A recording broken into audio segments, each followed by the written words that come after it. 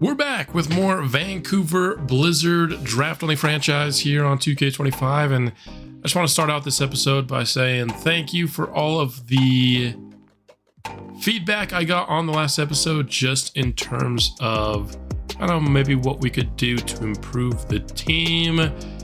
As you can see right now, we're on a bit of a win streak. We could talk about that in a moment, but I want to start off by kind of responding with some of my thoughts on the feedback that I got. And the first thing I want to talk about is some of the play selection that we've had down the stretch of these games. Now, I've showed this before, but for a couple of players it has changed a little bit, and it's been quite a while. So just to refresh, these are the plays that I have assigned for all the players that actually play for us. For Josh Green, he did have some other stuff. I just changed it before this episode. I think he needs to just be a shooter.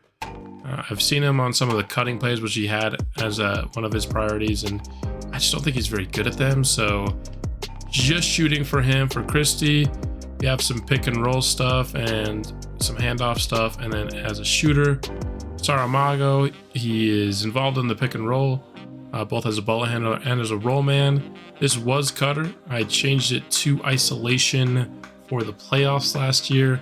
And he has post up low. We have McKnight, who was a subject of discussion for this last episode. All of the plays that we have assigned to him are off-ball plays. None of these require ball handling.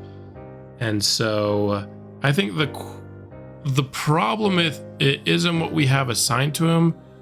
It's just that I feel like this year, more than previous 2K games, they don't really follow this. They kind of give him stuff that doesn't follow his priorities and just kind of goes with the playbook in general, which, you know, for the Magic, this is Franz Wagner spot, who he of course is more of a driver, and so it puts him in those drive spots. So I think we have the right plays assigned to him. It's just that the playbook that we have is putting him in spots that maybe aren't always ideal. Albert Ellis, PNR ball handler, isolation, 3-point, and handoff receiver. We have Hardy, who we'll talk about in just a minute, but there's his. Jalen Dern, PNR rollman, handoff passer, post up low, and cut. Jackson, PNR rollman, post up and mid range. And then Rodman, PNR, mid range, 3-point, and isolation. That pretty much does it for the players that are playing for us. So I don't think the players are assigned is the problem. It might just be the playbook. I like the Magic playbook 90% of the time, which I don't know if there's going to be a playbook that I like more than 90% of the time. It's just unfortunate that it rears its ugly head so often for us in the final few minutes. I do think kind of our go-to play in the final few minutes has been just feeding the ball to Saramago down low. I don't think that's a bad play by any means, but I would love to get him more in pick and roll down the stretch, maybe than just straight up posting up. I don't know how to do that because his higher priorities are his pick and roll responsibilities, yet we just always go to the post down the stretch anyway. The other thing that was discussed was maybe Leonard Miller should be playing over a guy like Andre Hardy. Now, I compared Jackson to Miller to see what their contributions were, but the point was made that one player is definitely getting more minutes this year in 19.7 for Victor Jackson compared to Leonard Miller, who I was comparing, who only was playing 13.3. So the best way to compare it truly is to use per 36. So if you use per 36, now this, of course, we have to use last year, so it was actually 15.3 for Leonard Miller. So per 36 last year, Leonard Miller was giving us 14 and 9 per game, again on 42% from the field and 31% from 3. Now, if we go to Victor Jackson, that's 16 and 8. So they're really, really similar. 14 and 9, 16 and 8. I mean, that's one bucket for one rebound, you know what I mean? And the field goal percentages are pretty good. So Jackson is playing more about what we've seen from Leonard Miller in the past. But I do think a fair point was made that Leonard Miller deserves playing time over Andre Hardy, who unfortunately just did not develop last season in the offseason. I was hoping that he could become a little bit more of a mid-70s overall player, but only improved like 1 overall. I don't even know if he did improve 1 overall. And so for our new lineup, I have implemented that change. If we go ahead and take a look at our rotation, Victor Jackson will now be solely playing the backup 5 minutes for us, and Leonard Miller will be taking the 12 backup power forward minutes from Saramago. And I did just barely implement this, so this was not the lineup that we've been using during our win streak that we'll talk about in just a minute. But I do think it's a fair point. Andre Hardy, I think his lack of development has opened up the door for him to kind of be phased out of the rotation, unfortunately for him, in his second year. Leonard Miller, I just think, is probably overall a better player. The overall certainly will tell you that. And Hardy's struggles kind of put him out of the rotation. Now, this is not our full-time rotation because Lonzo Ball is actually injured. There's a point made that maybe we could reduce Rodman's minutes because he's such a low overall right now. Well, as of right now, we can't do that. We'll see what happens when Lonzo Ball comes back. But this is what we're going with right now. Going down to a 9-man rotation while Ball is injured. And so what we get in this game that we're going to play today, which is against the Thunder, is 2 things. 1, we are on a 9-game win streak. So trying to get that double-digit win streak going would be really fun. And also we get a glimpse of maybe what this team could look like without Lonzo Ball, because, you know, we're talking about potentially trading him, maybe not this year, but in the offseason, perhaps, once Rodman has a chance to develop a bit. But getting a glimpse right now of what this team could be like without Lonzo Ball. He's been here since episode 1. I have no idea what this team looks like without him. We get our first taste of it here, trying to extend our win streak against a team that was the #1 seed last year in the Oklahoma City Thunder. They're not doing as well this year, but they did make a pretty significant trade, and I'll show that to you right now. They had kind of a logjam at the point guard spot. Well, that's been cleared entirely. They went from 4 starting caliber point guards down to just 2 on the roster in total, but they added Jaime Jaquez from the Heat as well as Khalil Ware. And then I moved Pokashevsky to power forward after the move was made. So just balancing out the Thunder roster a little bit with a trade. I'll probably be doing that for other teams as well. I know the Spurs have been mentioned as a team we could try to work out a trade for. That will likely come more towards the trade deadline. I wanted to get a little bit more of a balanced roster ahead of our matchup against the Thunder, which we will hop into right now. 10-game win streak on the line, 21-8 on the year is a really good spot to be, obviously. And as a little bit of an added bonus, this is also an NBA in-season tournament cup game. I haven't paid attention to that a lot here. As you can see, we're up to 3rd place in the West right now. OKC just at 7th, although I think they will go up after this trade. But if you want me to pay more attention to it, I guess it's more of a indictment on the in-season tournament, the fact that I haven't really paid much attention to it here in this series. I'm more focused on tournaments that involve the postseason, of course, but yeah, just let me know, as Albert Eller starts 0 for 2, getting blocked by SGA on his first attempt. SGA now on the offensive end, gets a nice screen from Holmgren, got a ton of space off of it, and gets the starting going for the Thunder. Mago to Christie, top of the key, who answers right back on that one. Pair of triples to start this game. Topic in the starting lineup for the Thunder. They have him starting at the 2. Kicks it to Jalen Williams. It's been all long balls here to start. Newly acquired Jaime Jaquez with the pass to Jalen Williams. Well executed pick and roll there for OKC. Sends Williams to the line. Mago. 3-ball once more. Put a little bit too much on that one. Jalen Duren, though, doing some work on the glass. Results in the second chance Christie bucket. SGA step back. Rattles around the rim and out. Hauled in by Duren. Ellis. Pick and roll with Mago. Bounce pass inside. Well done there. Perfectly placed pass there. Makes it an easy finish for Mago inside. SGA versus Ellis is certainly a tough matchup for EZA, as is already evidenced by the misses early by Ellis, and then, of course, SGA just being able to take it in the post as well on that possession.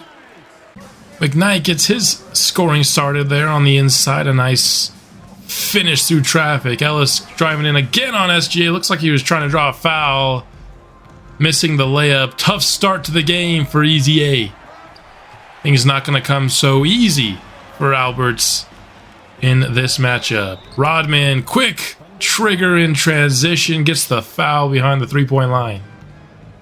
It happens a little bit too much in this game for my liking. I know a lot of it is slider based, but I feel like there's too many perimeter fouls and not enough maybe interior fouls. If you do care about the in-season tournament, here are the standings right now. Our point differential is actually pretty good, the third best in our little group play, although we are the worst in that, despite being, with a 7-4 record, being in last place. Really tough group for us to be in. Vancouver leads by 3 here in transition. Ellis to Saramago, and that's just a beautiful depiction of Vancouver basketball. Playing good defense, forcing the miss, running in transition. And Ellis with the foul behind the three-point line. I guess that makes us even, although SGA made his for it to be a three-point play opportunity. Saramago miss hauled in by Holmgren, and now Jaquez has it in isolation against Josh Green.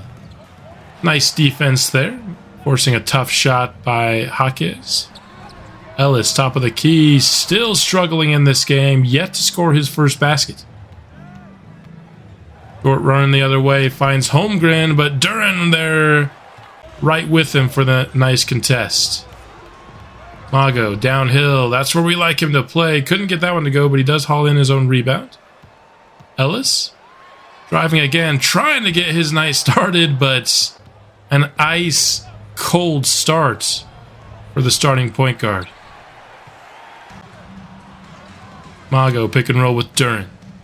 Going inside against Jaquez with the left, finishes through the Jaime Jaquez foul. I feel like I've said Jaquez's name a lot in the last couple of minutes. Mago, Victor Jackson checked into the game, sets the screen there, and Mago fires in a triple behind it. Only averaging 25 points per game at home, which means he's having a better year on the road so far, which is moderately surprising, I guess. Shot clock winding down. Rodman forced to take a tough mid-range jumper, which he cannot finish. Point guard is really struggling to score for Vancouver early in this game, and Jalen Williams in transition. A nice finish. A couple of really nice plays by Jalen Williams here in the first quarter. Victor Jackson will get his first points of the game at the line. First quarter coming to a close, and Williams hits a Steph Curry range three-pointer. Made it look easy there. We're going to jump ahead a little bit here in the second quarter as Ellis gets what would be actually his second basket to go, as in the first few minutes that we skipped to the second quarter, he would actually hit his first basket. But a nice finish there by Ellis after struggling mightily in the first quarter. Here he has it in transition and gets the Duren screen. Feet inside. Can't finish there. I know Ellis is having a rough game scoring-wise, but he has done pretty good on the passing side of things, to give him some credit here in this game, as Vancouver leads by 6 halfway through the second quarter, and McKnight extends the lead to 9. If I sound a little nasally. I sound nasally to myself. I am recovering from a little bit of a sickness I got over Thanksgiving weekend. Time with the family is always nice, but germs abound, and I could not escape without sickness. Duran with another miss inside. Pick and roll right back to him here. This time goes up with the dunk. 8-point Vancouver lead. Just under 5 minutes remain. 43-35 as Williams missing. Strong defense there by Green Light. Duran driving in on Ware, and that's not gonna work. Ware with a nice defensive play there. OKC the other way. Williams dishes to SGA, who hits the mid-range jumper. OKC with it again. SGA defended by Rodman. Passing around the horn leads to a Topic 3. And OKC on a bit of a run here has trimmed the lead to 3. Williams. No good there. That could have tied the game. Vancouver going the other way. Mago pulls up behind the Duran screen and could not hit the 3. Couple of free throws by OKC later, and we finally end the scoring droughts. There've been a couple of minutes of game time since we had last scored. Mago right to the rim, just blowing by his defender. That's the kind of stuff you love to see from the Brazilian beast. Ake is there, drills the 3. Another Saramago Duran pick and roll. I'm liking how much we're seeing that in this game. Mago inside, can't get the finish. That hung up on the rim for a couple of seconds.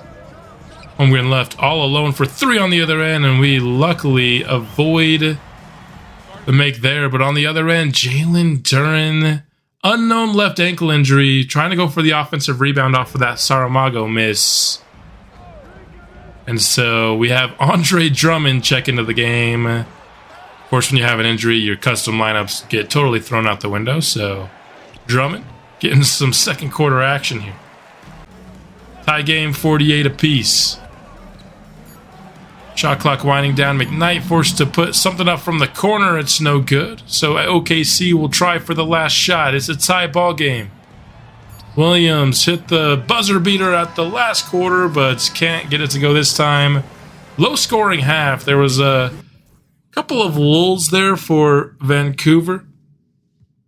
But 23 at the half for Saramago. McKnight, 3 for 5 is pretty good, but Ellis, 2 for 9 struggled. Miller struggled. Rodman struggled. Duran, 1 for 4, surprisingly struggled.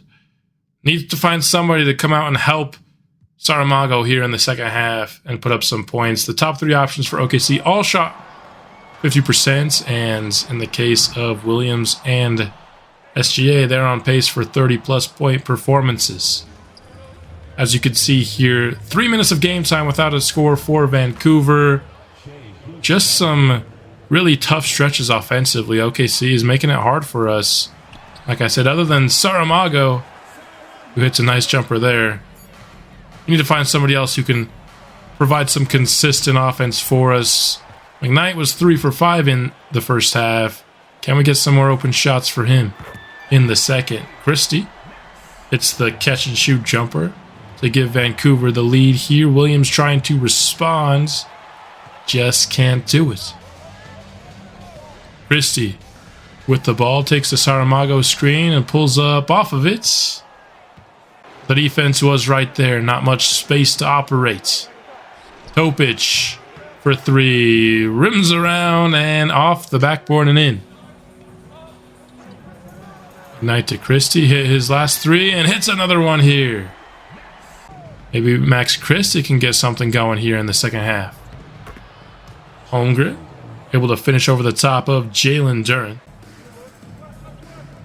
who obviously his left ankle injury isn't super serious if he's able to come out and play here in the second half, which is a big break for Vancouver.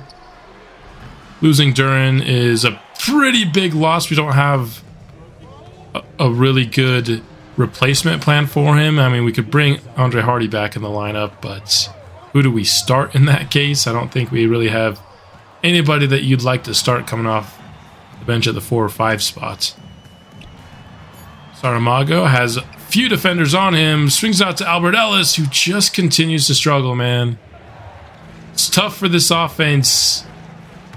Like, if we have a bad matchup for Albert Ellis, which we have here in OKC, with SGA being, you know, a much taller point guard, this offense continues to kind of be praying for Saramago to be a superhero. Max Christie's hit some threes here in the third quarter, which has helped keep us in it, but I think so far our offensive struggles in this game is we're probably not going to be on pace to hit 75 points. That's a nice transition basket by Jalen Duren. Dealing with the ankle injury did not stop him there, as Dame Lillard's now in the game for some reason. Again, these injuries totally scuff up your custom lineups, but starting to see some of the weakness here. We're playing without Lonzo Ball. Rodman hits that jumper there, but he's struggled overall. And so I definitely think this game cements for me that it's not time to trade Lonzo Ball this season. Because I know oftentimes he ends up not being super efficient, but I think he's a good passer and just ball handler and creator in general, even if he does end up missing a lot of jumpers. It's going to be just a 1-point ball game heading into the third, but heading into the fourth. OKC will get the scoring started here. But I was already leaning towards waiting on Alonzo Ball trade, but I think this game pretty much cements it for me. Not going to be a trade deadline move for us this year. Nice steal by Ellis on the defensive end. In transition, Leonard Miller is wide open in the corner. Missed his last shot, but got that one to go. Topic inside to Ware, who goes off glass for 2. The other player acquired in the recent trade by OKC. McKnight driving in, and what a finish over the top of Kel'el Ware. McKnight doesn't have a lot of consistent ability to make moves off the dribble, but he does have some highlights for sure. That being one of them, an acrobatic and one finish for Greenlight McKnight. Topic gives OKC the lead right back.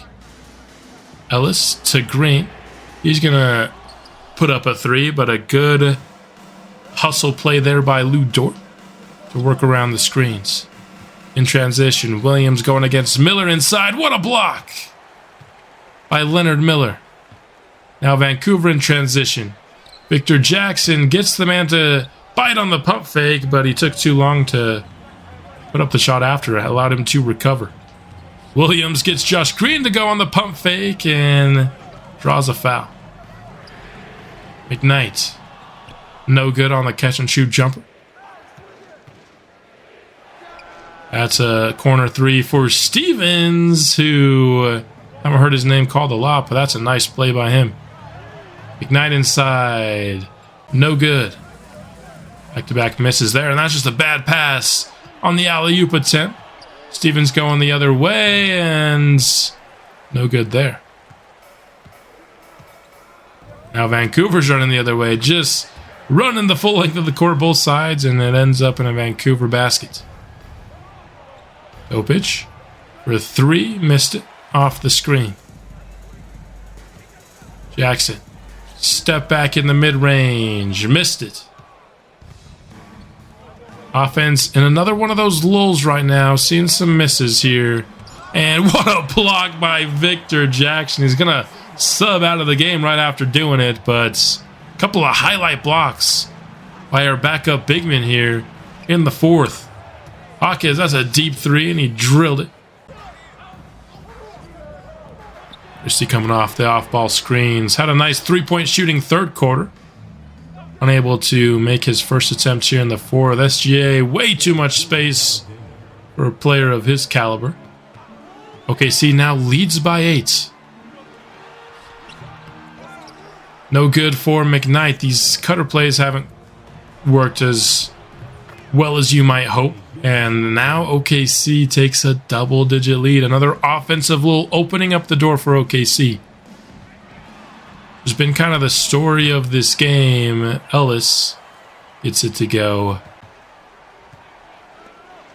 Maybe we're being a little bit too dependent in this game, and we've seen it in games past as well, on one player to kind of be doing a bit of everything, and there he is showing up in transition. Behind the back, into a spin move. What a drive by SGA. The defense was solid, but nice string of moves to get the basket. Unite trying to drive in on Hawkes. Finds Saramago behind the arc, and he drills the three. Saramago's come back in and tried to ignite our offense. Step back for SGA. He is on fire, and he makes another one there. 42 points for SGA. Under 3 minutes remain now. There he picks up the assist in the pick and roll. That little fancy pass almost made it a miss. Saramago finds Christie, and man, Mago just needs some help. He's getting these guys wide open jumpers in the post, and they're just not hitting them. And SGA just could not be stopped in this game. 10-point lead in the fourth quarter. Under 2 minutes remain now. Saramago gets that one to go. But as you see here, one more possession. Going against Albert Ellis. Gonna draw the foul on that wild animation. And that would pretty much end up off this game. Could not stop SGA and could not find consistent offense in this one, so we will not get a 10-game win streak here. And our offense just doesn't look as good as it did last year in these spotlight games. I know OKC is obviously a very tough opponent. I didn't expect them to be this good defensively, but they have size at every position, which helps them for sure. And they're a tough stop offensively, although, you know, allowing 107 points is still, I think, a pretty good job by our defense. We just couldn't stop SGA. We'd put, you know, McKnight on him if this is a playoff series. I just don't take the time to do those custom lineups in a regular season game. I do want to see, was that McKnight's career high for rebounds? 10 was his career high, so yes, McKnight a career high in rebounds in this game, which is cool to see. But the struggles of Ellis on our bench were just too much in this game. That Thunder loss would be one of just 2 losses in the entire month of December, including a Christmas Day win over the Pelicans. So I'd call that a pretty dang good month. Let's see where that lands us in the standings.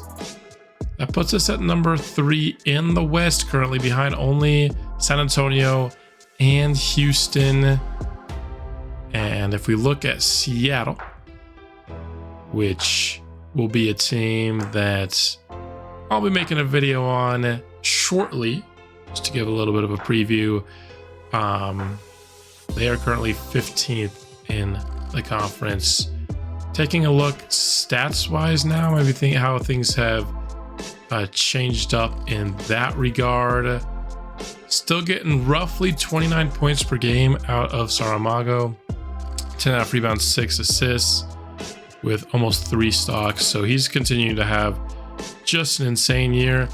McKnight has dipped down a bit, but we're hoping that can come back up. Yeah, his 3-point shooting is dipped down to 38%. We've got 15.7 points for Albert Ellis. Let's go to this screen right here. And 3-point percentage is up a little bit from last year, but really similar numbers, honestly, except for the fact that he's getting 1 more assist per game and less turnovers. Jalen Duren continues to be an absolute monster on the boards for us this year. Also career high in points. Both points and rebounds are at a high for him, 60% from the field. Dame's had to play for us a little bit. Lonzo at 9.6. He's up to 42.5% from 3 this year. He rejoined the lineup a couple games after the game that we watched, and that's really good. He's lower than assists than he's ever been with us, but that's because he's playing 2 guard, I would suspect, more than anything. Also, again, a little bit less minutes per game than he's used to. Rodman continues to struggle from the field. Again, this is gonna just kind of be a year. If we make the when we make the playoffs, it'll be interesting to see what Rodman's role is. If he even has one, we might just play Lonzo more. Because Rodman's obviously a project, but we want to get him minutes. I know there was a comment saying that maybe Rodman shouldn't get as many minutes.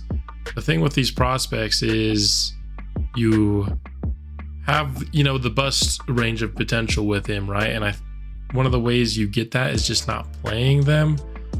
And so, yes, he's playing poorly, but I think we're going to fight through the pain with him just to hopefully avoid that bust potential swing from him. Victor Jackson, looking pretty similar. Max Christie, 7 points per game. Let's see where his 3-point shooting is. It's up to 38, which you like to see. Leonard Miller getting some playing time thanks to the comments section, and 7 points, 3 rebounds. Josh Green continues to dip. I lowered his minutes per game recently. He's down to 16 minutes per game for us, because he's just really not having a good year, which is insane. He shot 46.